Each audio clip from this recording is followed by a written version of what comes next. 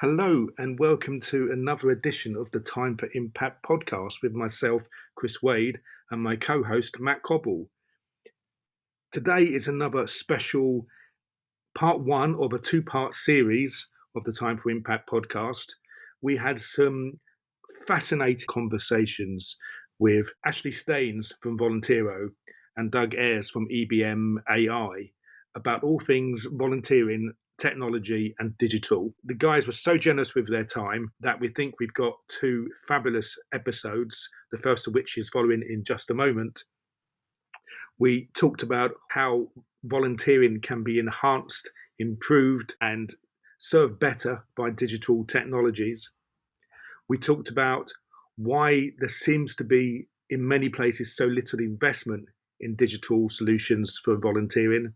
And we talked about what some of the future opportunities and exciting things on the horizon are in the world of AI. I hope you enjoy and come back for part two in maybe a week or so's time. Thanks for now. Enjoy the episode.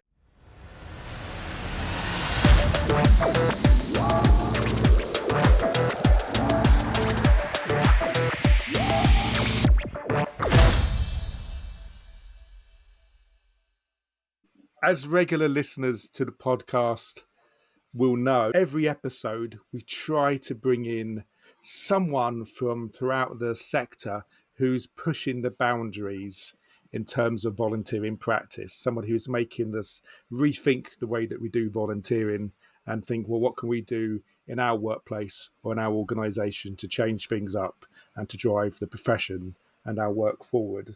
And well, today's episode is no exception to that, except we don't just have one guest in the virtual studio with us today, we have two. We have Ashley Staines from Volunteero. I know many of our followers will be using Volunteero software and will be interested to see what Ash has to say.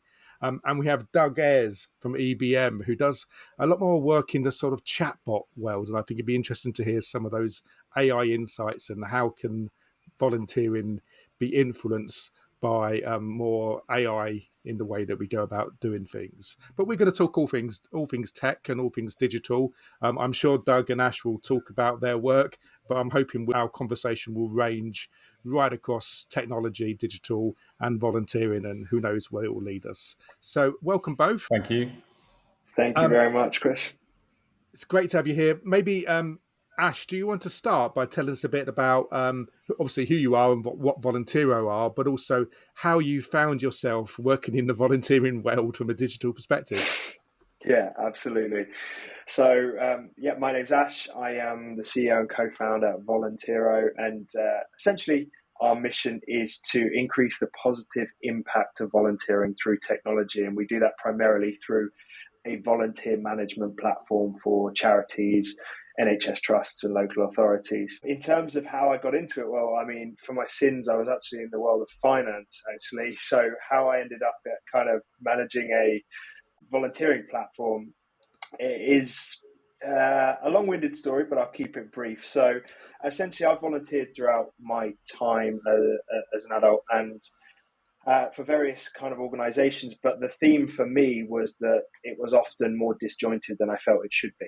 I wasn't able to contribute to the level that I thought I could, and it was just generally painful. And I found out that it was really through no fault of the organizations necessarily. They just didn't have the right tools for the job. They were kind of, a patchwork quilt of different tools they were having to kind of put together to make things work. And I also wondered why volunteering wasn't sort of app and mobile first. And so these sort of thoughts got me in kind of bubbling along. And I ended up building a very basic tool with my two co-founders for the charity, for the local aged care I worked for as a volunteer. And that led to where we are now. So this is sort of 3.5 years on, kind of going very organically through me trying to solve my own problems. And we are where we are now. With hundreds of clients and tens of thousands of volunteers on the platform. Well, it's only 3 years as well. That's quite remarkable. I didn't realise that.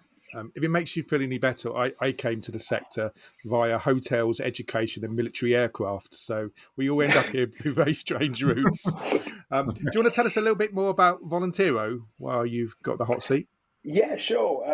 So essentially, our aim is really to solve what we think are the three key challenges that most organizations will face, and that is saving time, so less manual admin for staff members. Secondly, is volunteer engagement. And so, by providing them an interface to manage every aspect of their own volunteering journey, we hope to improve engagement, productivity, and retention. And the third one is to help them find new volunteers. So our platform encompasses all of these things. It's essentially, our platform is like one big platform which takes best practice from others. So it's got a management system which allows you to onboard, train, and then deploy volunteers. And volunteers use an easy to use app, iOS, Android, and a web-based app to do everything, from claiming tasks, shifts, events, reporting back, flagging issues, chatting with other volunteers, getting badges, claiming expenses. All of it is in the palm of their hand.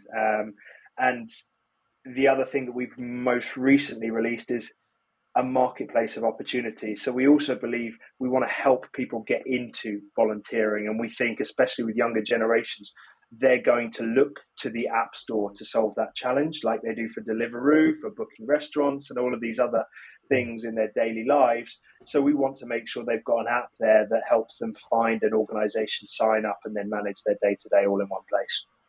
Marvelous. And Doug, do you want to tell us your story and how you got here?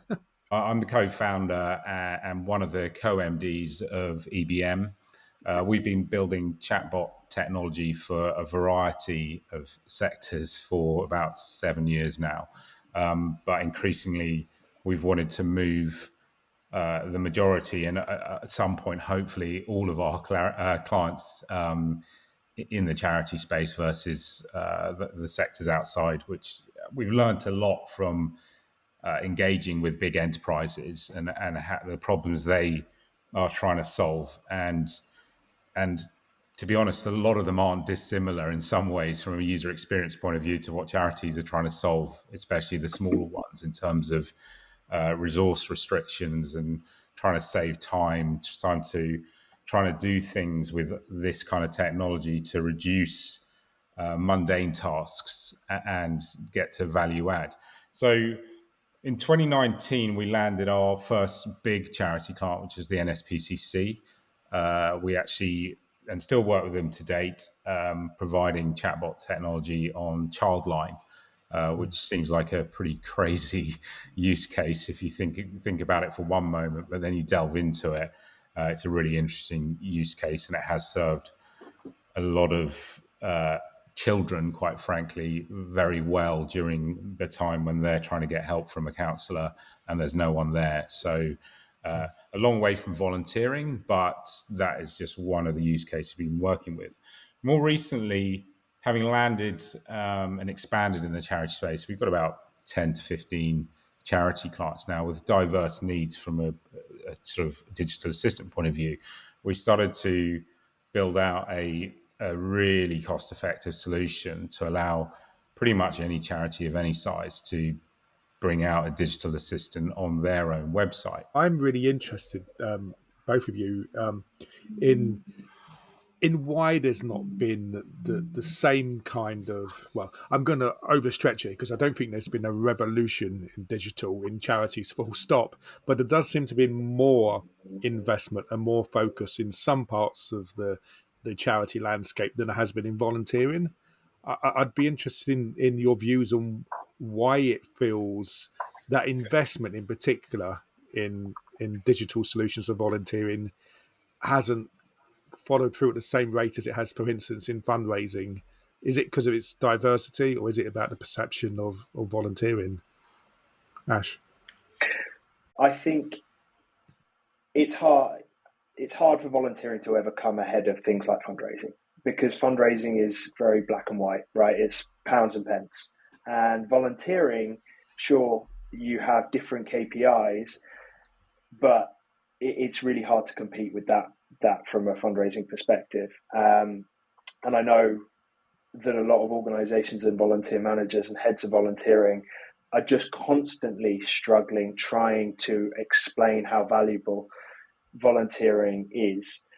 Now, because it comes further down that kind of priority list for the organizations, it ends up coming down further down a priority list for entrepreneurs and developers and people trying to serve that market. Because I know if you've got budget for one system, it's going to be fundraising, it's not going to be volunteering. So I think that's a kind of key challenge. And I think generally speaking, the innovation in the nonprofit sector tends to be lagging behind. And I think, unfortunately, the facts are, if you've got budding entrepreneurs, you're not going, you know what, there's a market I'm going to go for. It's this non-profit market, right? That's where I'm going to make my millions, or that's where I'm going to, whatever. And you hopefully need entrepreneurs that are both mission driven, but obviously hopefully have, aspirations of a financial outcome as well, because that's what keeps you going through the long haul. But yeah, I think that's probably a large part why, those kind of factors are what we see on a daily basis anyway. Yeah, sure. Well, as one entrepreneur now in that sector, I can certainly vouch for. I'm not here for the millions. I hope to make a living, but we'll see. But I am also interested, obviously, because part of what Time for Impact does is help organisations measure that impact of volunteering, but still demonstrate the impact of volunteering or the outcomes and the value of volunteering. So I think that there is an onus on us as professionals and us as organisations to help prove that case. Maybe not as good as fundraising, as you say, but I think there's still a case to be made. But I wondered, my reflection is sometimes that there's also something about volunteering being perceived to be a kind of free resource, something that's apple pie and motherhood and nice to have, but not necessarily seen as a strategic thing. And if it's seen as kind of free or done on the cheap, there's a temptation not to try and find the sort of efficiency savings that you would if you're in a more of a hard-edged environment as fundraising or finance would be as well. I'm also kind of interested in your views on whether there's something around, because most trustees that we come across are maybe not so digitally aware as they would like to be by their own admission. And I wonder whether that adds a sort of risk aversion kind of factor to this argument. And also, maybe because, understandably so, our charity supporters, our donors, our fundraisers, councils and other investors are always very keen to see that the money that's given to charities goes as quickly to directly to the front line operations of an organisation as possible.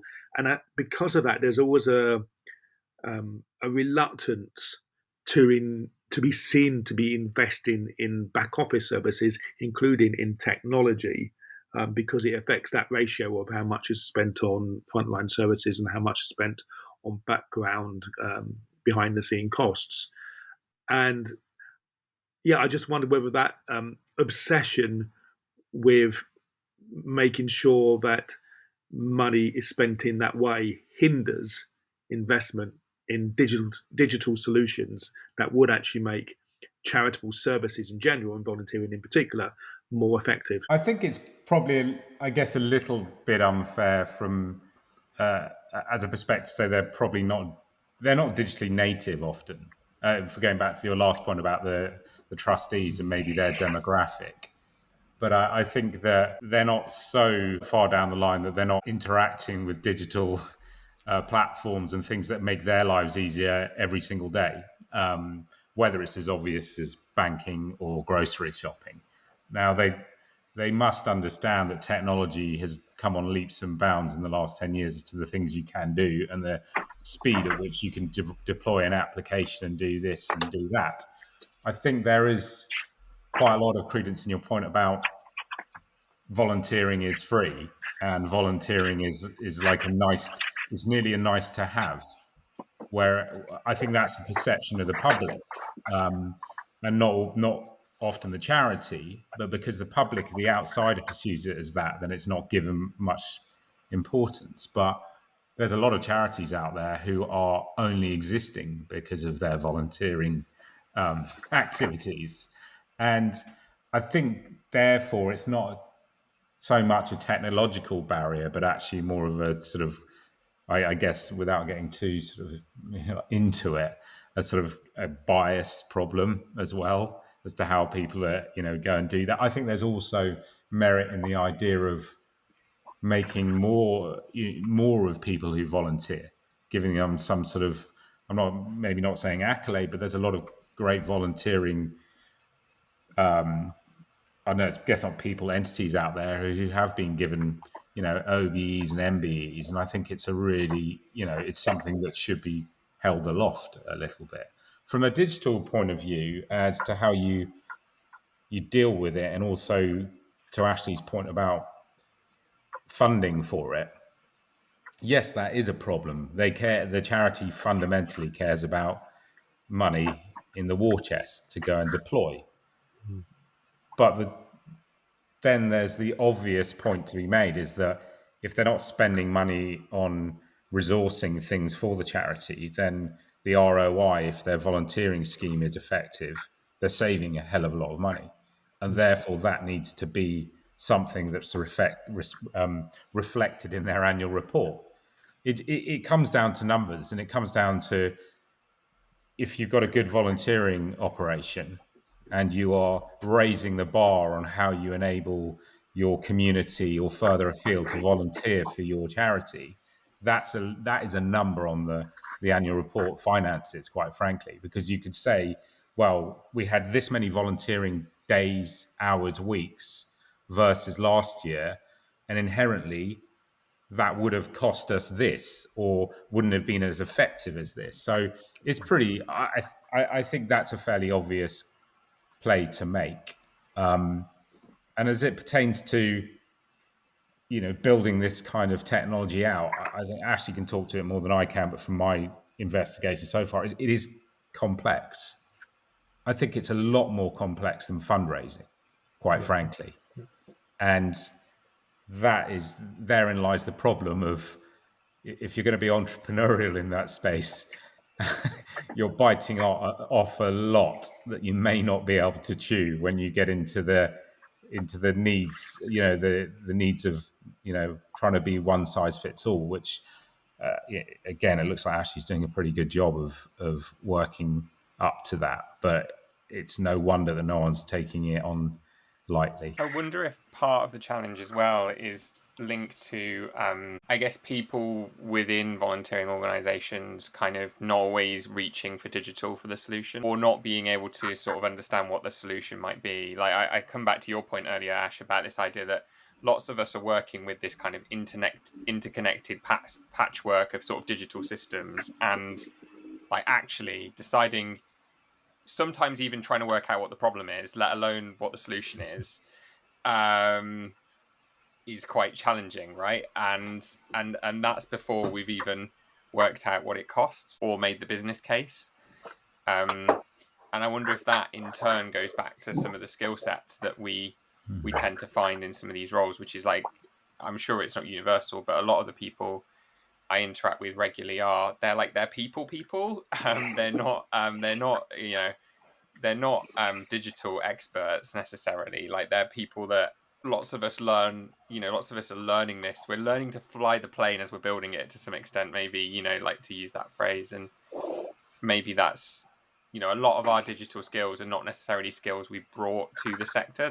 They're skills we've learned within the sector, and that can be quite complicated, I suppose. I guess a question from me, like, how can or should digital solutions reshape some of the volunteering activity we see? Like, if there's a potential opportunity here, so I guess, should we be designing digital solutions to help existing volunteering roles, or should we be using digital tools to shape whole new ways of volunteering? I see that, particularly in both of your areas of work, right? Like, that seems to be a challenge you're both grappling with, which is this about making what we've got better, or is this about innovation and doing things very differently? I think, Matt, for me, it's a bit of both. The existing roles, there's nothing wrong fundamentally with existing roles. It's the changing demographics of people who will be filling those roles that we're seeing, right? So I'll give you a tangible example. the days of Mary doing Monday morning and John doing Monday afternoon in the charity shop every Monday across a year, those days will be diminishing. Okay. And so reliance on this very regular pattern of volunteering, for example, I think needs to be done away with. But that's not to say volunteers can't still, be the spine of that charity shop, right? But what it might have to be is, how can you facilitate flexibility? And that might mean, where you once were sort of turning people away in some respects by kind of saying you have to commit to 1 day a week. Don't say that, but actually say, do as much as you can. We'd love you to do 1 shift a week. It doesn't have to be regular. We've got a way to facilitate it so you can be very ad hoc and kind of flexible with the way that you kind of pick up your volunteering. So that's a tangible example that we see regularly, and we're trying to encourage clients, and that what we leverage through our technology is that actually you could have a larger sort of volunteer base who maybe do slightly less than the smaller volunteer base that does a hell of a lot, right?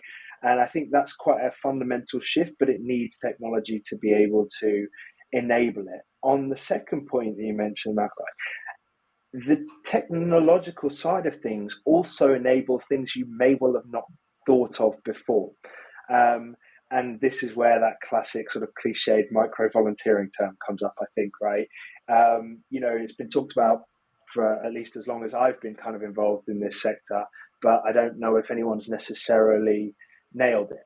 But I see micro volunteering as simple as, can everybody reshare this Instagram post? Or, very, very right down to super granular ways to add, provide impact to that organization. But again, if this is just on an email newsletter and there's all these things to do, that's not going to work. That's not going to cut it at the end of the day. And so again, I think even if it's trying to reshape the way your volunteering program works, I also think that that's where technology needs to be able to come in and step in and help make that happen, in short. Ash, we had a guest on, a couple of podcasts ago, from Shift MS. I don't know if you've worked with them. And that was really kind of interesting to me, because the makeup of their staff team was probably a bit like Volunteero, I guess, very much didn't come from a volunteer background. So their whole approach to designing volunteering in their organisation didn't fit the usual mould that's kind of developed through the sort of 20th century and beyond of volunteering. And as a result, lots of what they did was very digital first by nature rather than deliberate intention, I think, very much in the creative art space as well. And I thought it was kind of interesting also that the sort of the way they sort of shaped roles and allowed volunteers much more, social media takeovers and things like that, creating video content, working on digital forums, and so it was kind of interesting. And then I can't help but think about places like Parkrun, which I suppose also came from a very different kind of way of thinking. And I often wonder, some of the charities that I worked in, would have, 450 volunteer managers managing, 12,000, I'm making these numbers up, but 12,000 volunteers. And then I look at someone like Parkrun and I think, well, isn't that fantastic? It's not necessarily a digital solution, although there's a lot of that, but actually they're able to mobilize huge numbers of volunteers and people with a very, very small staff base and with the help of some digital solutions. So I'm kind of interested in the sense, in Matt's question in that sense, and the second half of your answer is that, are there opportunities for us to help the sector rethink the way we go about volunteering and then find digital solutions, as well as, as absolutely, Ash, I agree with you, we're still going to need these volunteer befrienders and so on, on a regular basis. We just need to build sort of flexibility into our work. Very long question, I'm sorry, but I just wondered if there's room for us to be more imaginative in that space. Maybe Doug's got some thoughts, but to your question about reshaping how charities tackle this, I think that was an interesting point that Ashley just made about, I guess it's really about what is deemed volunteering was what I was thinking. Like if you're volunteering because you're retweeting that post, or you're doing this or that. And I think in terms of it's kind of solving a challenge. It's not a problem that's there per se. Like every charity probably wants more volunteers, but they're not looking at it as like a problem. They're looking at it as like a nice to have, or some, because there's a whole shift that needs to be made, especially when we're talking about, the earlier conversation around how it's reported, the impact of volunteering. I think that's a really interesting thing to discuss, is about how volunteering is perceived, like changing the way volunteering is perceived, quite frankly, and what is volunteering. I wonder if I'm coming back to that micro volunteering point and this idea of like volunteering changing, and like, I've been around a while and heard the similar sort of conversations about, micro volunteering. To me, it's felt like this thing that's always coming and never quite arrives. And I just wonder if like what we should be thinking about now, like micro volunteering is just volunteering, right? It's like, does it need its own category? It's just volunteering, and maybe we should be thinking about, and I guess the worry or the mindset thing I worry about is like when we put like micro volunteering sort of over here, we almost diminish that as a kind of volunteering, or we design an intervention which is like an extra or an add-on rather than the default. And maybe we need to think about that in a different way. Like maybe that's, and that's where we get to digital solutions sometimes, right? Which is like, actually, if these things are like equally valid, because we're trying to design something that meets the wide range of needs of people that might want to engage with our product, if our product is volunteering, like all of a sudden you start to sort of think about things a bit differently, and fundraising have been doing this by default forever, right? It's like you need an offer for someone that wants to give you £5, and you need an offer for someone that wants to give you £1,000. Like, it's a similar thing in terms of time, but yet we seem to chop it up into things that don't always feel quite as compatible sometimes, I guess. I don't know. I agree completely with what you say, Matt. So when I first came into the sector, me and my co-founders started seeing this term micro volunteering, our thought was exactly the same as yours there. Because we didn't know it as a term, we just kind of came in and sort of heard what people were saying. We were just like, okay, well, it sounds like there's just a broad spectrum of levels of volunteering. It just depends where you fall on it and how much you want to get involved in. But I think, kind of going back to Chris's question, I think new perspectives is helpful. And how can you get new perspectives within the kind of industry, right? And I think that's important because, like Matt said, someone wouldn't see it as volunteering and micro volunteering. Someone with a new perspective probably just sees it as volunteering, and can't we cater to it all in some capacity? So I hope that, certain things that are going to be changing are, the idea of younger sort of new generations of volunteer managers coming in without experience, questioning status quo. That can only be a good thing. It's always good in every industry I've seen. And kind of, I hope we and other providers that can come in with a different perspective and without the kind of the red tape, shall we say, that those within the organizations have to deal with, we can maybe offer a different perspective. So I'll give an example that we had there, which was, we heard that clients were figuring out how to use Canva and designing their own sort of volunteer posters. They were having to spend money on lawyers to look over XYZ, right? And I was kind of like, we asked the question, we said, do you know if there's a lawyer in your volunteer force? Do you know if there's someone with graphic design skills in your volunteer force? Have you checked? Do you know? And it's kind of, again, I think that's where a different perspective is helpful, because no, our volunteers just do shops, befriending, and this. Well, no, your volunteers are equally these, broad spectrum of human beings with a myriad of skills and expertise. It's, and I think that's where, again, kind of bringing it back to the tech point, we want to help with that. So, we need to be able to help you surface that information on who your volunteers are. So that can dictate what you might think about using the platform for, and how you might tweak your volunteering, right? You might experiment. And the final point I had here, and I think this is just really intrigued to hear your thoughts here, is how charities need to somehow find a way to remove the red tape, because not everyone's scared to do things within charities, I think, right? Because every decision has to go through a series of steps and approvals, and we check, can we do this? And it means that it's slow, and it means that the bouncing ideas around and making things happen just doesn't really tend to take place in the sector quite as much. And so there has to be a way to kind of remove those barriers, I think, if you're even going to start changing the way we do things. Yeah, absolutely. I couldn't agree more. And I like to, well, certainly my observation of your work, Ash, is, and yours, Doug, is deliberate or not, I'm not sure, but there's a little bit of disruption that comes into the sector. Maybe it's because you do come from outside, and I think that's really, really healthy.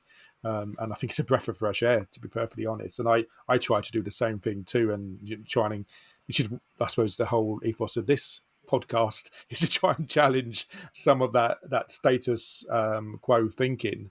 And yeah, I agree with you. I don't know if I have the antidote to it, but I agree with you about the risk aversion. Some of it's the size of some of the organisations we work with and the way they're sort of entrenched and quite siloed in their departments, and as you say, strong governance processes. I think there's something about trustee boards tend to be quite risk averse, and I don't know, maybe that's because, at least in part, they take all the downsides of being a director and none of the plus sides. So there's ever more and more restrictions and expectations from the charity commission and fundraising regulator and so on to trustees, which makes them like that. I don't know. I mean, I try to help organisations break that down, because there's, as Doug said, I think when you said, are they volunteers, are they supporters? Matt and I have that conversation an awful lot. They're all supporters. And, Ash, I did a session for your organisation last week. And, one of the things I talked about there was the sort of ladders of participation concept, in that, we've already said this today, you get lots of different ways for people to participate.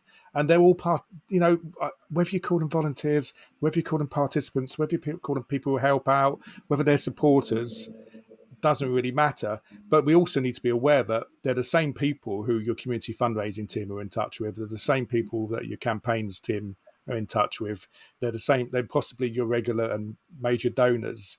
They're all supporters, and the art of volunteering for me is finding ways to engage all of those individuals in ways that suit both them and the organisation, if possible, and bring a return on investment. And I think we're quite rigid in the way we think about volunteering, personally, very often. Well, I know from a technology point of view where we are with some bits of technology, and not because I'm talking specifically about chatbots, but sort of about, I guess, areas of artificial intelligence. And I think volunteering at the moment is very one way.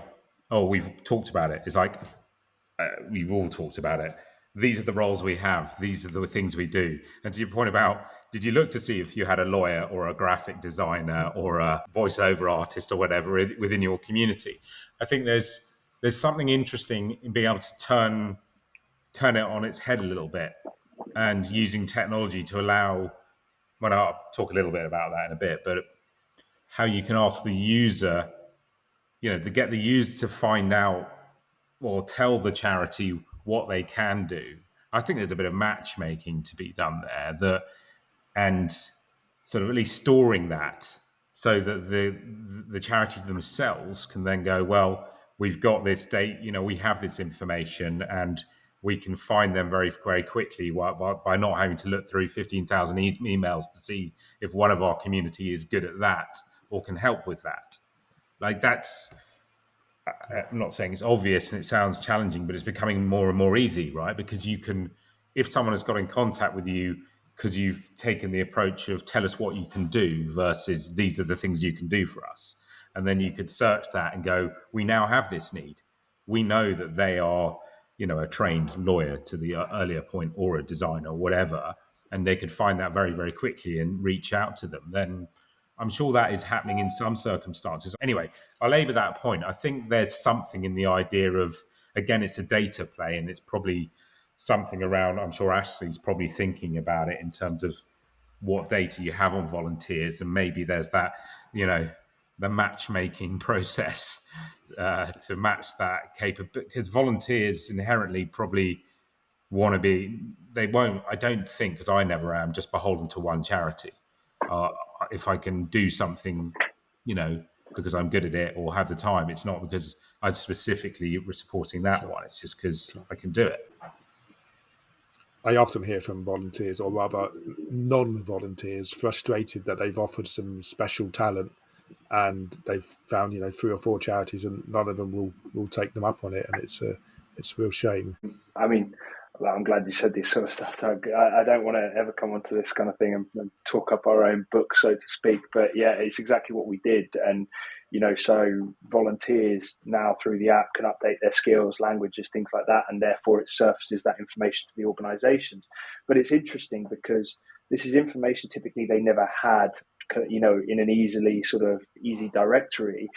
And we kind of still pushing a lot on the angle of leverage that. But it's funny how still, even though the provision is there, so they can then just put out what we call a mission, they publish it, it goes on the app only to the lawyers, for example, right? So it's very, very simple to make this stuff happen, but it's funny how slow the uptake still is on that type of thing, and moving them out of their framework of these are our 3 roles and this is what we do, into, guys, we've given you the tech to kind of just experiment. But the idea of experiment is almost like, a blasphemous word within the sector sometimes, Yeah, Matt. I wonder if this comes back to some of the red tape stuff again, right? If we've got these talented people, like they've got all these different skills on the one hand, and on the other hand, we've got these like set rigid structure roles, like how we feel more confident about operating in the sort of grey area in between those things of the rigid roles and the skills in a way that doesn't create loads of red tape. I think of the design point and going, oh, we've got some great designers, but what if they don't fit our brand guidelines exactly how we want? Or we've got these great lawyers, but what if they don't all agree? Or what if they don't what if they're not on the same page as us or whatever? It's, there could be, I just wonder if some of that comes down to our ability to just be creative and think differently and operate outside of the way a lot of us have been sort of conditioned, I suppose, to go, which is that you create these roles that look a bit like jobs and don't stray too far from that because it creates risk and challenge. One thing I would say on those points, Matt, is that ultimately those things you're talking about are just everywhere in big organizations and small. Like it is just the part of being a human. And you're not there is no silver bullet for this, and nothing's going to change overnight. Like the fact that the lawyers might not agree, or that even if you give them the brand guidelines, they might not do it right. It's like that happens even if you're paying for it. Those are things sort of like this, that's part of the world we live in, right? You have to choose your battles in terms of what you're allowing people to volunteer for. But ultimately, I guess my biggest point here is that this won't change overnight, but I think is at least someone's leading the charge, and becomes more of a cultural need, like a thing that technology allows you to be, adaptive in what you can do and how you serve a community or whatever. It'll happen. It's taking trailblazers like Ash to kickstart it. It will move on. It will change. Sometimes things just take a little longer to nudge through as generations change. Like it could take 5 years, and hopefully it's quicker. But if you've already got hundreds of clients, and there could well be, I think I've built a couple of solutions in my time. You don't get it first time in 3 years. Actually, what you've managed to do in 3 years, Ash, is impressive, right? But you'll keep on learning about how you position it, not what the platform does, but how you position, like the marketing of it. And there'll be one little chink in it that suddenly gets everyone on, that you might already have, but it's the proposition of it. I guess it's a bit like fundraising. Some things and campaigns, events really hit home, and people go all for it.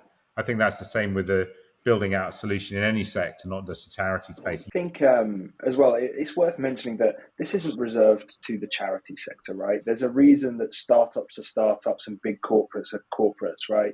They would love to be able to innovate themselves, but actually typically they let a startup do it because they don't have the red tape, and then they'll just buy it in the future, right? So it's not uncommon, and it's not reserved to the charity sector. Now, I don't think we can ever hope or expect charities, especially the larger ones, more established ones, to start thinking like a startup, which ironically is the name for our annual conference. We call it Think Like a Startup because we want to try and, provide some of those sort of ideas. But what I think one of the things I have noticed, so I am about a year and a half ago, I joined the board of trustees for a medium-sized sort of charity, and I am the only one below a certain age, right? And I am the only one that comes from probably outside of the sector. So I think there is certainly one step that charities could take in the right direction is to actually genuinely bring diversity into the board. And that's not always diversity in the classic sense that we're now talking about it, but it's actually, it's age, it's, expertise and things like that. So, does every charity have a sort of digital focused person on their board? Typically, no, right? I was the first one to come in with it. So that's enough to start bringing it that sort of way. And it's also brings in a sort of different risk appetite as well. And I'll give you another example here. So my charity does a sort of risk appetite sort of survey for its trustees every year. And it's really funny when they presented the findings because they labeled it very strangely from, very wary to very hungry for risk, right? Okay. And you should see the responses. Every one of them was, on the very wary side of the spectrum. And there was this one outlier pretty much for a few areas where it was just coming in as very hungry. And guess who that was? Of course, it was me. But I think that's a very kind of apt example where we need that diversity of thought on the trustee boards if we ever expect to kind of remove that red tape or at least lessen it within the organization.